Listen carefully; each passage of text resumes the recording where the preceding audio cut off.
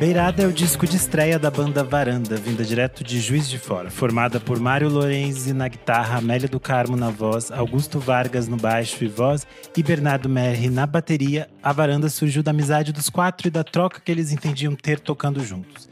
Desses encontros surgiram as canções autorais e um universo que forma o Varanda, indo do indie rock às baladas de amor, tudo com uma irreverência e leveza especial que dá um sabor extra ao som da banda. Nesse Por Trás do Disco, eu, Renan Guerra e Nick Silva recebemos o Varanda completa aqui para um papo sobre o Beirada. Sejam muito bem-vindos, pessoal. Olá. Opa. Obrigado. Para começar, eu queria saber como que vocês se conheceram, se vocês são amigos há muito tempo e como que foi até esse momento de se formar a banda. Bom, a banda começou, né, ali por volta de 2019. Eu conheci o Mário, depois conheci o Bernardo. A banda começou com uma outra formação, tinha uma outra vocalista. E aí depois a Amélia chegou. É isso, a gente segue assim. Mas vocês tinham algum elo que ligava vocês? Vocês conheciam de algum lugar específico? Ou vocês só se foram se conhecendo aos poucos? Então, eu conheci o Mário meio que por acaso, assim, né? Uma vez... É porque, assim, eu tinha uma bandinha, o Mário tinha uma banda... Tem uma banda de metal. E aí, ele ia tocar, eu ia tocar em lugares diferentes. E aí, uma vez, em um bar, assim, ele tava vendendo o ingresso do show dele. Eu tava vendendo o ingresso do show da minha bandinha. Aí a gente meio que trocou ingresso e ficou amigo, assim. Foi assim que começou. Aí sim, depois... O show era no mesmo dia, né? Exatamente. Aí depois eu conheci o Bernardo por conta de um primo meu, que é o Natan Itaboraí, justamente nisso de querer formar uma banda, né? Acho que o Beco consegue contar melhor a história. Na real, eu trabalhava com o Natan, né? Eu tenho um estúdio, ele faz umas produções lá comigo. E já tinha um tempo que eu falava com ele, que eu tava afim de fazer uma banda, que eu tava querendo tocar mais, que eu tava meio parado na época. E aí quando o Augusto procurou ele, pensando em alguém pra tocar bateria, me indicou. E foi uma coisa meio rápida, na verdade, assim, né? A gente não se conhecia há muito tempo quando a gente começou a banda. E aí a gente meio que se conheceu já dentro da banda, assim. Então, foi um processo pra mim, por exemplo, foi muito diferente. Eu sempre tinha tido banda com gente que eu já conhecia há mais tempo e tal. Então foi um processo diferente, assim. E como que foi a entrada da Amélia em tudo isso? Bom, a Amélia veio numa situação, né? Que a gente tinha, nessa da vocalista antiga sair da banda, assim, a gente tava com um show marcado no Rio. E a gente decidiu fazer o show e a gente ia fazer com o André Medeiros Lanche, né? Que é a outra banda da Amélia. E nessa, a gente chamou ela, que ela já ia estar no rolê, chamou ela pra cantar, pra quebrar esse galho pra gente, e acabou que deu super certo, assim. Ela pegou as músicas ali do jeito que deu pra pegar, assim, e às vezes lendo uma letra ou outra, botando a letra, assim, no chão, na escrita. E super rolou, assim. Aí depois que a gente fez Rio de Janeiro e Campos dos Goytacazes. Ela fez esses 2 shows com a gente, meio que no improviso, e aí a gente chamou ela pra banda, assim. Eu descobri agora, há 5 minutos antes de começar a gravação, que eu já era fã da Amélia e eu não sabia. E o Nick me contou porque eu não tinha feito a ligação, que nenhuma senhora não tinha ligado o rosto à pessoa à voz. Porque eu era fã do TikTok da Amélia. E eu seguia ela por lá e eu fazia os drinks que ela ensinava. E aí eu fiquei encantado, porque eu falei, nossa, é a mesma pessoa. Foi tipo assim, informações que se colidiram na minha cabeça. E daí eu só trazer essa informação. Muito bom. São as 2 personalidades. Pra quem não segue, gente, procurem lá por Amélia Janta no TikTok, que vocês vão adorar. Já que vocês falaram um pouco sobre esse universo de como que a banda surgiu desses encontros improváveis, eu queria entender de onde vem o nome da banda Varanda, porque é um nome curioso pra mim.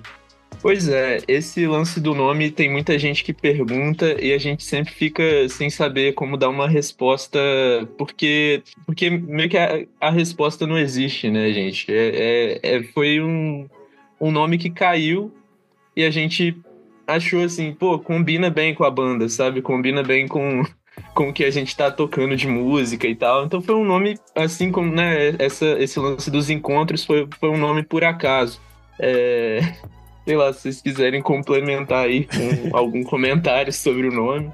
Não, eu acho que é muito difícil dar nome pra banda, assim, né? Porque ou você tem uma ideia genial, ou você só fica batendo cabeça. Tipo, tem que dar um nome, tem que dar um nome, tem que dar um nome. E a gente já tava gravando um EP e não tinha o nome da banda, e a gente, tem que dar um nome. E aí, naquela de cuspir ideia, assim, veio essa, meio que todo mundo falou, pô, essa aqui é legal. E aí depois a gente foi criando significados, assim, mas não tem realmente a gente pensou nisso por causa de tal coisa. Não, foi uma coisa meio no susto, assim. Agora dá espaço de vocês inventarem uma história e mentirem. Não é problema. Muitos artistas fazem isso. Então, a gente já pensou em criar uma história mirabolante, assim, só que eu acho que é legal, assim, essa coisa do nome por acaso. Tem que fazer o vovô de leto de vocês. Criar o branding, vou fazer esse freela pra vocês. Além disso, eu queria entender um pouco como vocês falaram dessas amizades que foram surgindo. Vocês falaram que já tinham vocês têm outras bandas, outros projetos. Eu queria entender um pouco como foi entender e encontrar a sonoridade do Varanda. Se vocês começaram a trocar referências, quais foram as referências que vocês encontraram em comum entre vocês e que fez sentido de vocês entenderem, ok, temos um universo sonoro, digamos assim, do Varanda. Então, eu acho que uma das coisas que mais funcionou pra gente foi justamente a gente não se apegar muito a referências da banda, assim. Porque cada um vem de um lugar um pouco diferente, assim, né? Igual o Augusto falou, o Mário tá banda de metal. Eu, na adolescência, venho da escola do emo. Então, assim, cada um vem de um lugar. Eu acho que talvez o que une a gente é que todo mundo gosta muito de música brasileira e todo mundo tem algum pé no rock, seja em algum tipo diferente do rock. Então, em cima disso, eu acho que a gente foi construindo uma identidade, trazendo elementos disso, mas nunca se apegando muito a uma coisa específica, assim, tem que soar tipo tal coisa, tem que ir para tal lado, assim. Foi uma coisa meio orgânica de, e se a gente botar um elemento disso aqui na música? Legal, e se a gente puxar tal coisa de tal lugar? Então, eu acho que foi mais uma mistura mesmo das referências individuais do que talvez um conceito da banda no primeiro momento. E aí isso criou uma identidade que em cima disso a gente começou a trabalhar, né? Tipo, ok, a Varanda agora é isso, então a gente vai seguir mais ou menos por esse caminho, mas sempre se permitindo explorar coisa diferente também. Eu acho que uma referência, assim, que pelo menos eu e o Augusto, e a gente contou a história de como a gente virou amigo, né? A gente virou amigo muito desse lance de estar vendendo ingresso um pro outro, assim, do show, e também porque a gente é muito fã de Bugarins. E aí isso foi uma coisa que fortaleceu a nossa amizade e é uma referência pra banda, assim, acho que pro som, de certa forma. E é isso que o B falou, cada um vem de um lado, assim, da música. E de alguma forma a gente consegue dialogar bem entre a gente e fazer um som que todo mundo tá confortável fazendo, assim, sabe? Sim. O disco de vocês, ele foi meio pré-produzido no lado B em Juiz de Fora, né? E depois vocês tiveram também uma outra parte ainda no lado B e outra parte com o Pulo Home Records no Rio de Janeiro. Eu queria entender como foi esse processo de gravação do disco, assim. Se foi um processo lento, se vocês demoraram para fechar esse repertório, ou se foi algo que quando vocês viram já estava... foi rápido, assim, de se formar e de decidir qual seria o universo que formaria esse disco de estreia. A gente se junta, assim, geralmente, para levantar essas canções. E, assim, na minha percepção, é uma coisa muito rápida que acontece esse processo. A gente fica uma semana meio afundado nesse universo todo. E a gente fez isso 2 vezes. Eu acho que foi o tempo de espera, assim, entre esses processos que demorou mais, assim. E aí, na pré-produção, a gente ficou nessa. Porque a gente se reuniu em 2023 para levantar umas canções, assim, e aí acabamos gravando algumas versões acústicas do primeiro EP da Varanda, só que com os meus vocais. E aí, entre esse encontro e o último que a gente fez para levantar o resto das canções, acho que foi 1 ano, assim, papo de 1 ano, porque a gente começou a fazer muito show e a gente, até para levantar a grana que a gente precisava, né, para custear a produção. Mas quando a gente a partir do momento que a gente coloca a mão na massa, assim, decide, a gente vai se juntar, a gente vai ficar essa semana inteira por conta disso. A coisa flui muito rápido, assim, então, que a gente pegou para trabalhar mesmo, a gente ficou essa semana em 2023 e mais uma semana no começo desse ano, e aí a gente tinha, não sei, umas 18 músicas para trabalhar e para decidir qual entrava no disco. E o processo de gravação foi também esse mergulho, assim, a gente ficou uma semana no lado B, em junho, maio. Daí a gente ficou lá com o Paulo, né, ele ajudando a gente a levantar os arranjos e gravar tudo. E aí ele levou esse material pro estúdio dele lá no Rio. E aí só o Mário que chegou, na verdade o B também. Eles foram pra lá, assim, dar uma ajudada no processo. O Mário gravou o overdub de guitarra, enfim. Mário, conte sobre a experiência do Rio. Eu acho que a base do disco, assim, a gente gravou lá em Juiz de Fora nos 10 dias, assim, que a gente ficou direto no estúdio, morando junto com nós 4 e o Paulo. E depois desse processo em Juiz de Fora, eu fui algumas vezes pro Rio para acompanhar a gravação dos extras, né? Os backing vocals da Janine e da Carol, os teclados e sintetizadores, assim, do Antônio Fischer Band, gravar umas guitarras a mais, assim, né? Umas camadas. Foi um processo bem, eu posso dizer, acho que foi tudo muito rápido, assim, a gente gravou rápido até, sabe? 10 dias em Juiz de Fora, depois mais uns dias corridos, assim, mais uns 7 dias no Rio, na casa do Paulo. E foi esse o processo, assim, e a gente teve várias ideias lá na hora, né, pra complementar as músicas e tal. E também as participações, né, a Manu e o Dinho gravaram lá no Pulo, né, na casa do Paulo. No dia que a Manu gravou, eu tava lá. No dia que o Dinho gravou, eu não tava. Gravou só ele e o Paulo.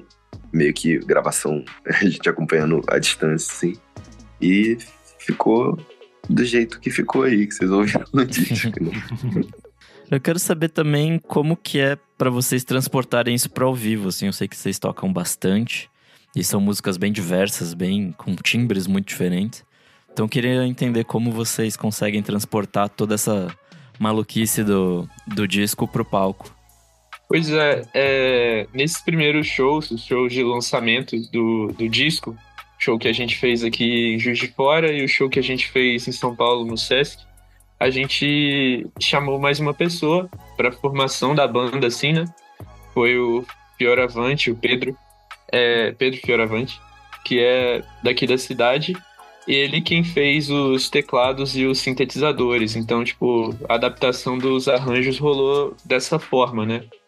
Mas, poxa, pensando mais à frente, assim, né? Tipo, os próximos shows, a gente não sabe se a gente vai manter essa formação, assim, ou se vai ser, né? Tipo, vamos ser só nós 4 e tal. Sim, a gente ainda tá pensando, assim, né? Porque, como você colocou, é muita informação, é muita coisa, assim, rolando nos arranjos, né? Então, tem que ver como é que vai ficar a adaptação e tal. Eu queria só complementar que, assim, a gente não quis se prender durante a produção do disco. Isso aqui dá pra reproduzir ao vivo. A gente não quis se limitar dessa forma. E agora a gente tá, né, pagando um preço, e por isso que realmente é difícil transportar essas coisas, assim. Até porque a gente sabe que a logística de uma banda independente, ela é complicada. Então não dá pra gente carregar muita coisa, carregar muita gente, não tem uma equipe enorme. Então às vezes a gente tem que simplificar arranjos, às vezes a gente tem que adaptar umas coisas. Mas eu acho que uma das grandes forças da Varanda é justamente a performance ao vivo, no sentido de não precisa ser igual o disco. A gente entrega outras coisas que às vezes compensam não ter uma segunda guitarra, não ter um teclado. E a gente ainda tá experimentando isso, né? Como o Augusto falou, a gente fez uns shows com o Fiore e tal. Mas a gente ainda não descobriu ainda como é que vai funcionar 100% essa nova etapa da banda. Eu acho que tá sendo, inclusive, um desafio interessante. Boa. Eu acho que a gente pode entrar agora nas faixas do álbum e começar pela primeira música, Porque Pra Quê? Ela é escrita aqui com PQ, né?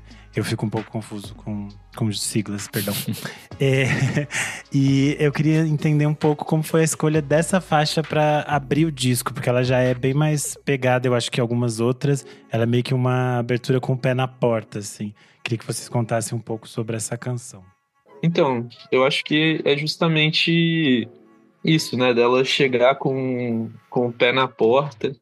E uma coisa, assim, que eu acho que fez com que a gente escolhesse essa música para abrir o disco, tá ali no finalzinho dela, né? Ela tem um verso que fala: se não quer me ouvir, já é tarde demais. Então, eu acho que casou bem para uma primeira faixa, porque, né, você já tá ouvindo, então já tá rolando. Eu acho que é difícil você decidir a primeira música do primeiro álbum, assim, é uma responsabilidade grande.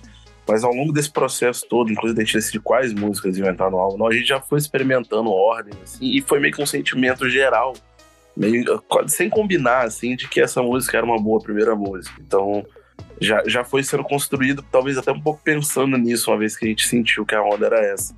E acho que a ideia de ser uma faixa mais pé na porta, talvez seja justamente porque, né, estamos chegando, querendo marcar presença, e acho que foi uma escolha de já chegar causando, entre aspas. A gente chega na segunda faixa, então, Barcos no Mar. Ela me passa uma coisa meio Los Hermanos no refrão, assim, uma levadinha ali. Acho que até pelo tema, talvez. Mas eu não sei, ela é uma música muito maluca, em, sei lá, 3 minutos, ela quase um prog, ela vai pra umas coisas bem diferentes. Conta mais pra gente sobre essa música. Essa música é meio... É isso que você falou, né? Ela tem essa levadinha no refrão ali que é mais popzinha, mais tranquila.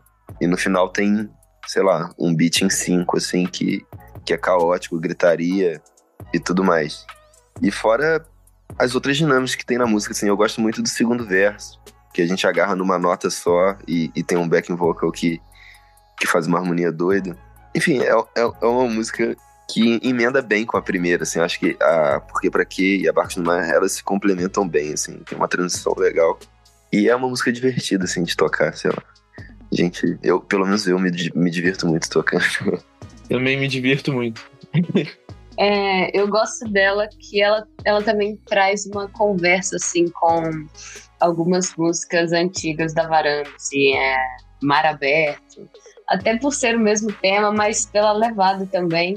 Só que ela traz um veneno ali, né? Que combina mais com a gente agora. Esse final caótico, esses gritos e tal. Eu gosto que ela faz essa ponte, assim. E vem pra quebrar essa levadinha mais malemolente, né? Vem pra quebrar essa dureza da primeira faixa. Maravilha. A gente chega na faixa de número 3, Cama de Vento. Eu acho que essa tem uma coisa que é algo que me encantou muito das primeiras vezes que eu ouvi o disco, que são essas espécies meio de baladas meio torta, a moda Varanda, e que ela tem uns momentos de tranquilidade, outros que ela cresce, tem mais barulhos e tal. Também gosto do jogo de vozes que tem nessa canção. Queria que vocês contassem um pouco sobre como foi a criação dessa música, o que vocês têm a me dizer sobre ela. Então, quando a gente chega, né, com as músicas, assim, nessas imersões pra gente trabalhar em cima enquanto banda, normalmente eu levo as músicas em uma versão voz e violão, e aí, né, a gente trabalha em cima do que já existe ali de harmonia, de melodia e tal. Essa música em específico eu já tinha tocado junto com a Amélia em apresentações que a gente faz às vezes, meio que em duo, Amélia e Augusto. E aí já tinha essa divisão de voz, né? Que a gente fazia meio que cantando a música em dueto, assim. E aí, quando a gente levou ela pra banda, ela ganhou um peso a mais, assim, né? Acho que uma referência para essa música é a banda Ventre. Essa guitarra mais carregada, essa coisa, né, tipo, pesada e espaçada, assim, junto com essa balada. Sim, eu curto muito fazer os duetos com o Augusto, assim. E essa música super cabia, assim. Foi uma música que a gente... Uma das que a gente mais colaborou na escrita, né, da letra. O Augusto tem músicas que ele me manda no WhatsApp, assim, uma gravação voz e violão dele. E aí ele fala, o que você acha? Tá faltando alguma coisa na letra? E essa foi uma delas que chegou bem antes, assim, e que a gente foi construindo e foi meio que essa coisa do dueto que funciona super, com essas vozes atravessadas, né, uma engolindo a outra. Então, eu curti o processo de composição dela. E também foi uma das músicas que a gente menos mudou, assim, que ela já é meio certinha, assim, né, uma balada, igual você falou, só que meio torta, meio pesada, mas ela foi uma das que a gente já chegou mais completa, assim, com o refrãozinho certinho, e a gente, é uma das músicas que a gente menos tem problema, assim, pra adaptar no ao vivo, porque é essa coisa da bandona mesmo, assim, a gente conseguiu trazer ela muito, muito certinha desde o início. Pô, a quarta faixa, Vida Pacata, essa pra mim é um dos grandes hinos do pop rock desse ano, no melhor dos sentidos possíveis, assim. Ela tem uma coisa bem 80s, com a guitarra e baixo bem swingado. Os synths, eles têm uns timbres muito legais, muito diferentes, assim. E tem uma poesia ali que relaciona relacionamento, futebol, tem uma coisa bem poética brasileira aqui que eu gostei bastante. Conta um pouco mais pra gente sobre essa música. Poxa, legal isso aí do hino do pop rock. Obrigado. A gente agradece. Essa música, né, como a Antônia disse sobre a música anterior, ela, né, eu tinha começado a composição dela, e aí, quando a gente estava nesse processo da imersão, a gente precisava de uma parte a mais, assim, a gente sentia que estava faltando uma parte C da música, assim, sabe? Um algo a mais. E aí a Amélia trouxe essa parte que faz esse jogo com a questão do futebol aí. Você marcou um gol e isolou a bola. E foi sensacional, foi genial, assim.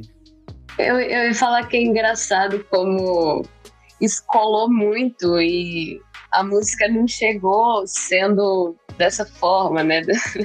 Com essa metáfora futebolística, mas que era uma parte muito descolada, assim, se você pegar a letra inteira da música, né, e ler, não tem nada a ver com nada, essa parte C.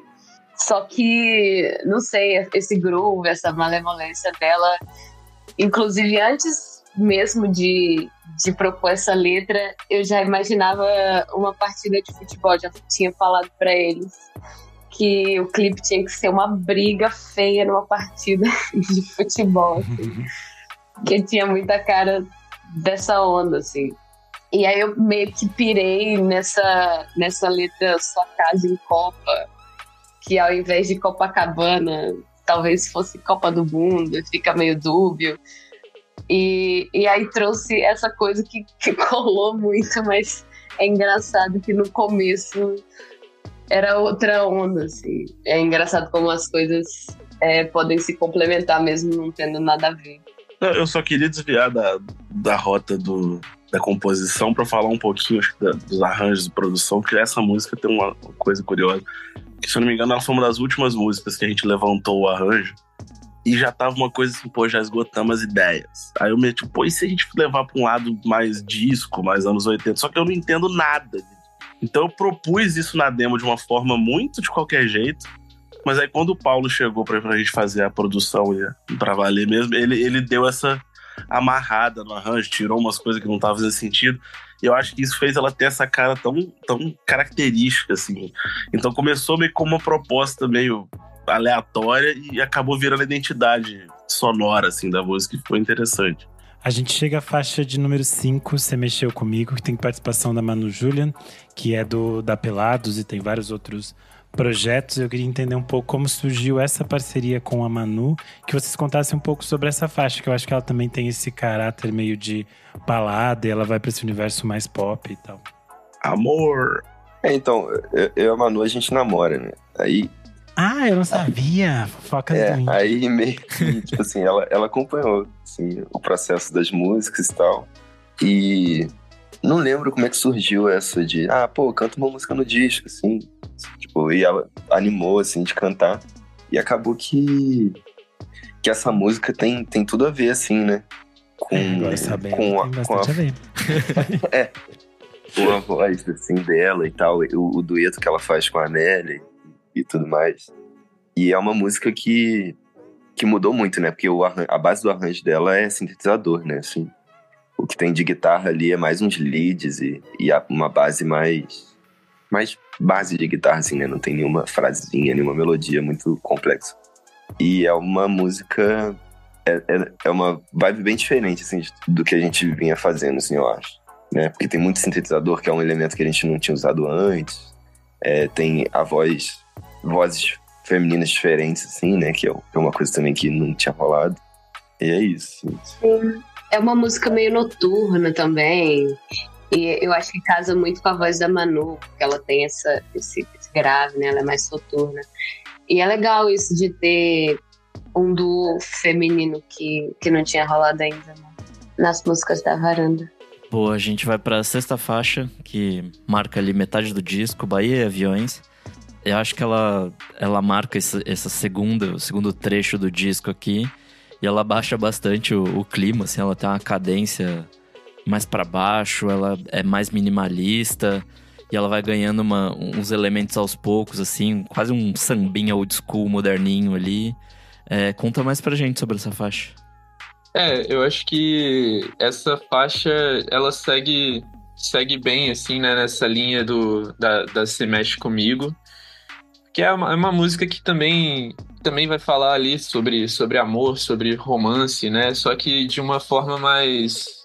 É um respiro, né? No meio do disco, assim, quase no meio do disco.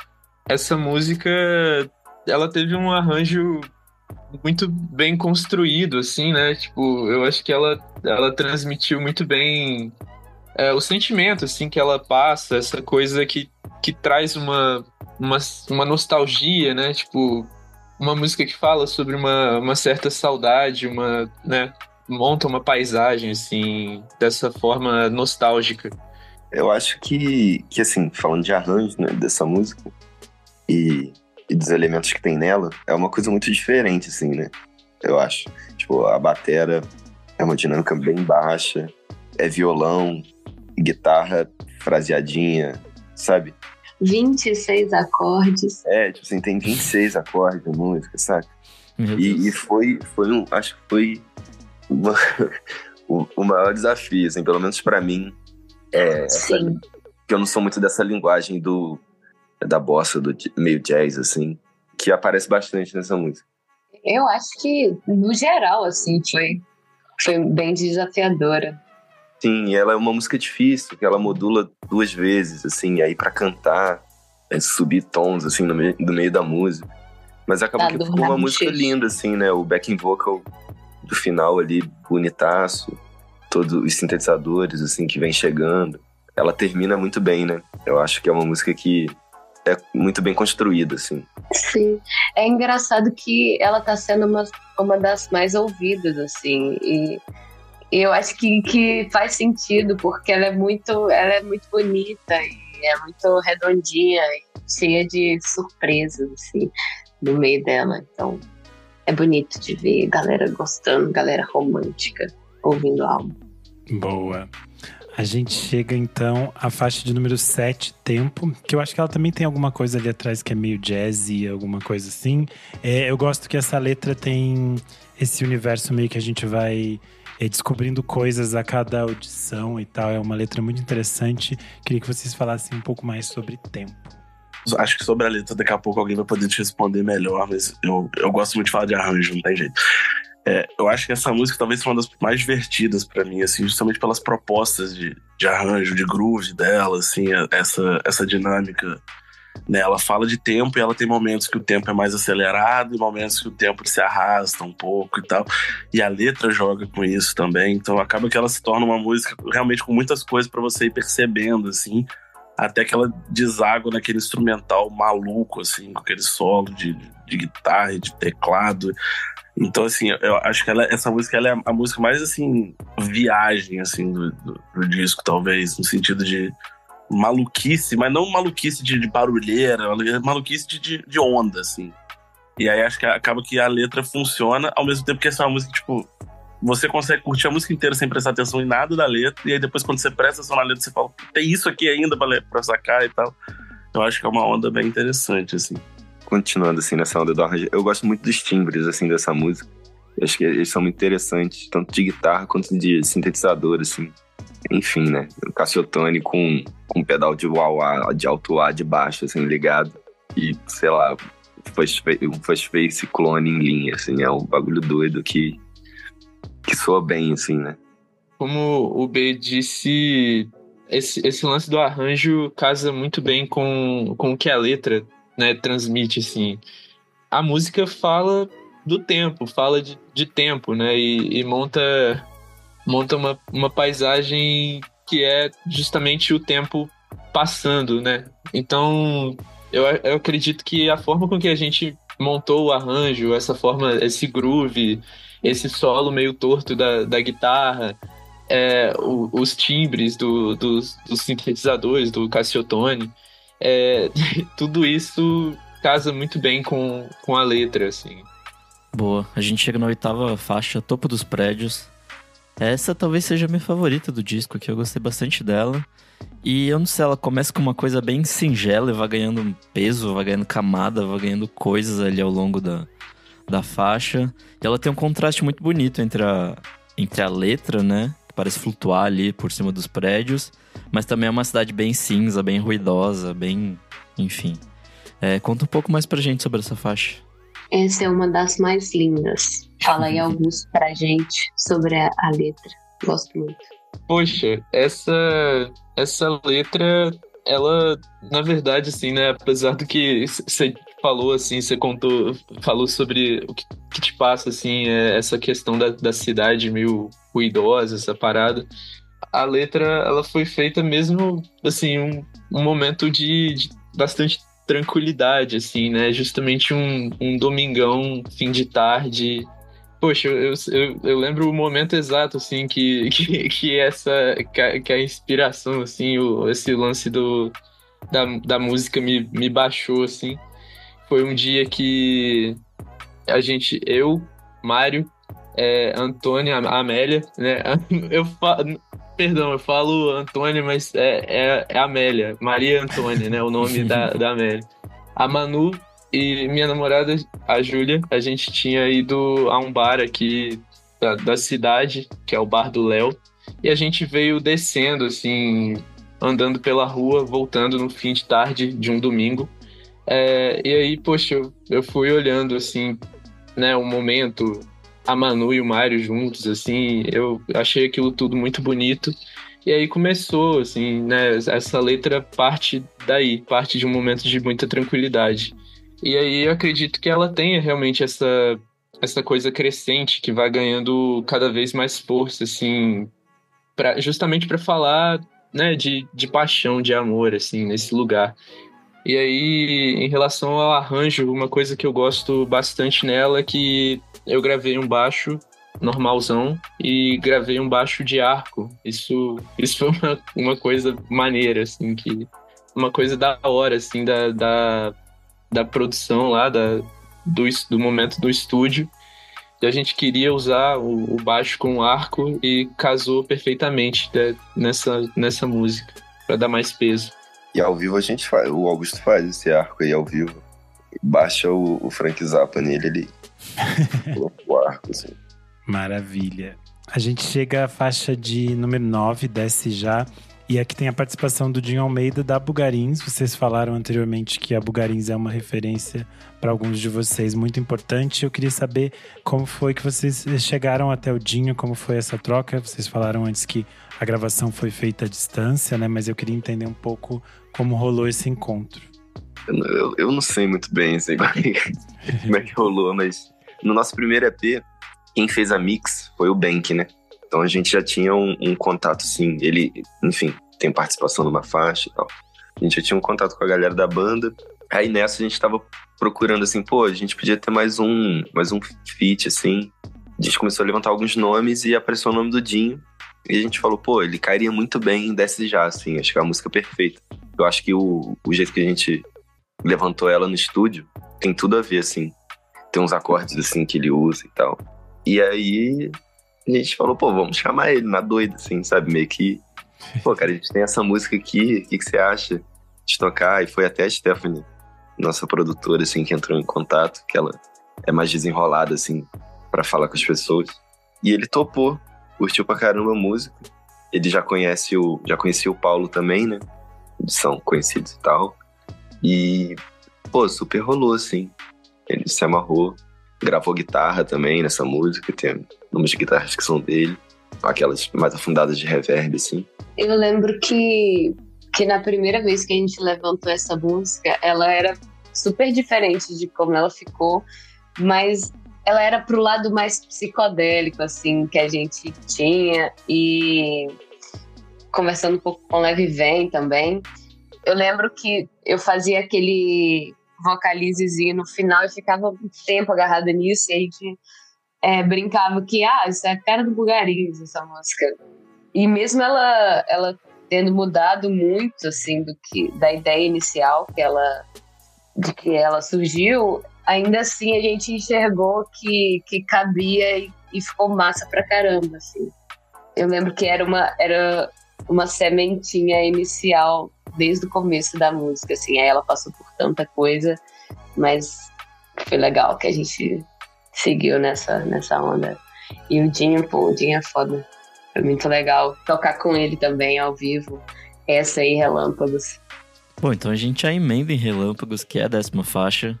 Ela começa meio serena e vai indo pra uma explosão, assim. Eu não sei, eu sinto que ela começa bem tranquilinha e vai pra uma coisa quase raivosa. Conta um pouco mais pra gente sobre essa faixa. Eu não sou muito apto a falar das letras, assim, eu acho que é mais legal deixar os compositores falarem, mas eu acho que isso da faixa que começa tranquila e explode no final, acaba que é sem o tom pejorativo da palavra, um clichê nosso, mas é uma coisa que a gente gosta muito de fazer, porque é um jeito interessante de construir uma narrativa, assim, dentro do arranjo das músicas, assim. E acho que essa, especificamente, ela tem essa proposta de ser uma catarse no final, assim, até por isso ela tá no fim do disco. É para que esse último refrão e esse outro dela seja, tipo, aquela sua última energia depois de passar por tudo que você já passou dentro do disco, assim. E ela é a música, eu acho que talvez a mais densa nesse sentido, assim. Esse refrão, ele tem uma letra muito simples, mas ao mesmo tempo muito, sabe, com muito significado. Então eu acho que acaba que a proposta dela é realmente ser uma descarga de energia no final, de você cantar aos berros, assim, e acho, falando especificamente desse show que a gente fez, né, do lançamento no Sesc com o Dinho, funcionou muito nesse sentido, assim, você vendo, assim, o vídeo do show, você olha e fala, gente, era isso que a gente queria quando a gente tava levantando essa música, assim. Poxa, essa música, como o B disse, né, essa é muito isso de ser uma coisa colocada pra fora, assim, né? Um desabafo, talvez, e um lamento, às vezes.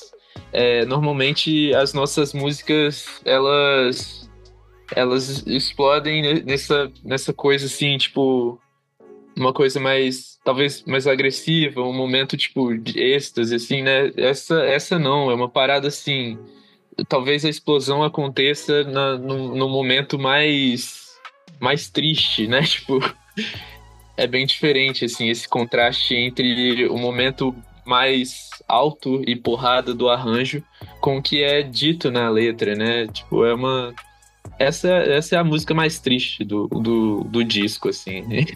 Emo. Exato, é uma parada mais emo, assim.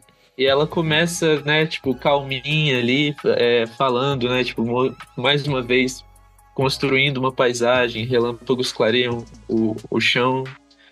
E aí vai construindo a narrativa ali até a gente gritar essa parte ali do mente pra mim, o que eu já sei e tal, verdades sendo jogadas na cara, enfim, essa parada aí. Maravilha. A gente chega ao final do disco com Não Tem Hora. Vocês falaram de como Relâmpagos é triste. Eu acho interessante que Não Tem Hora tem um pouco dessa melancolia, assim, de uma certa languidez para fechar o disco. E eu gosto bastante quando o disco se encerra, assim, porque dá aquela sensação de, tipo, você tem que dar play de novo e começar tudo de novo. E como eu perguntei na primeira faixa, eu também fico curioso como que se decide o que é uma faixa de encerramento do disco. Então eu queria que vocês falassem um pouco também sobre essa escolha dessa ser a canção que fecha esta narrativa.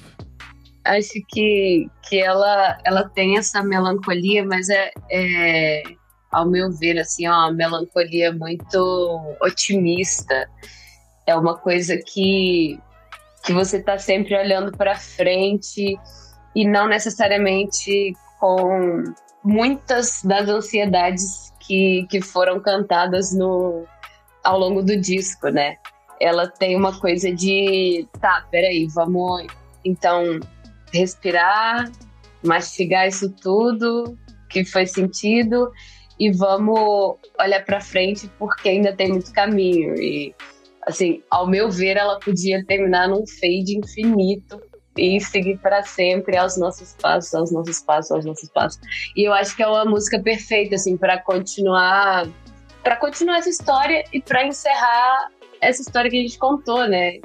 Ela tem muito essa deixa de um futuro a vir. Então ela eu acho que foi um consenso, assim, dela terminar o disco por conta desse sentimento. E ela é linda, assim, eu amo a letra. Eu gosto que a gente tem um dueto e eu acho lindo que essa foi uma das que a gente também construiu meio ao vivão lá e eu começo cantando a parte que o Augusto escreveu e o Augusto termina cantando a parte que eu escrevi no verso.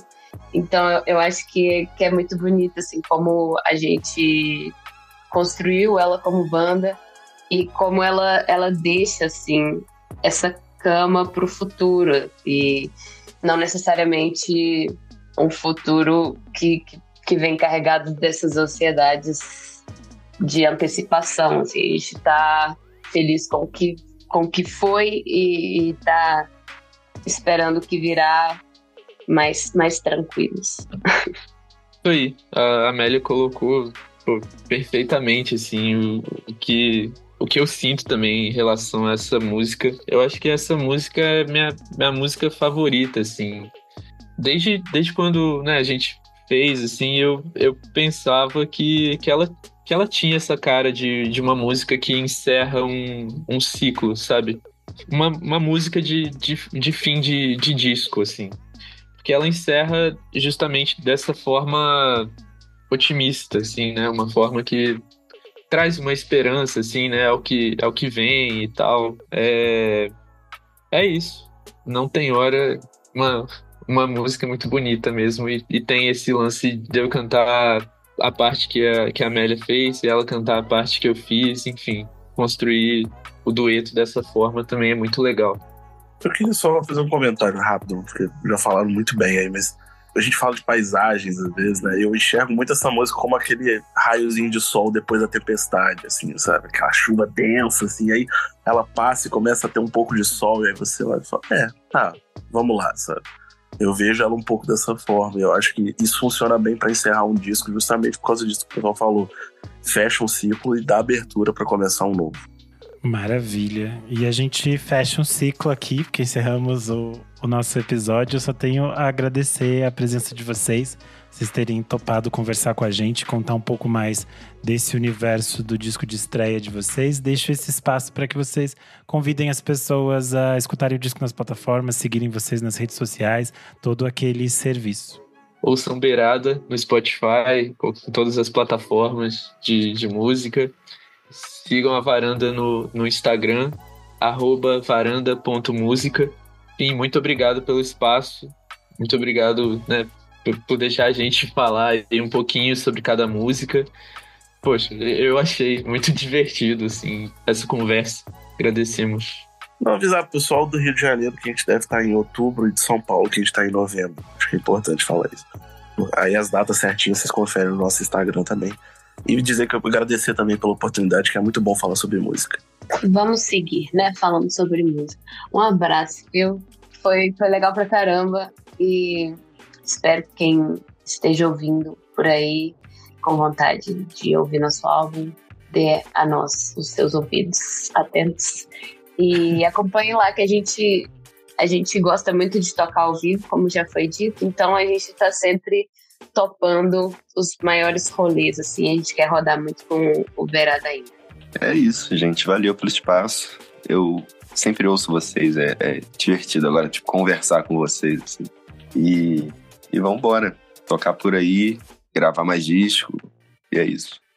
Maravilha. Eu sou _Renan Guerra no Instagram e no TikTok. No Blue Sky é Renan_Guerra. Nossa, ainda não decorei isso. E vocês podem ler meus textos lá no Screen Aniel. Eu sou Nick Silva no Instagram e no Blue Sky. E você deve seguir a gente no @podcastvfsm, no Instagram, no Threads, no Blue Sky. Se você gostou desse episódio, compartilhe, ajude a gente a chegar a mais pessoas. Lembrando que o Por Trás do Disco é um episódio paralelo do podcast Vamos Falar Sobre Música.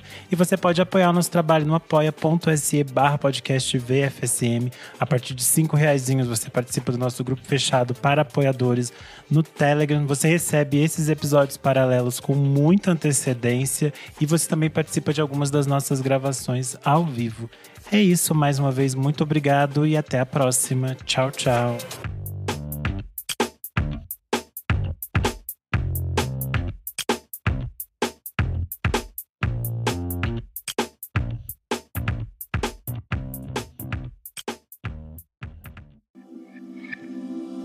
Esse podcast foi editado por Nick Silva.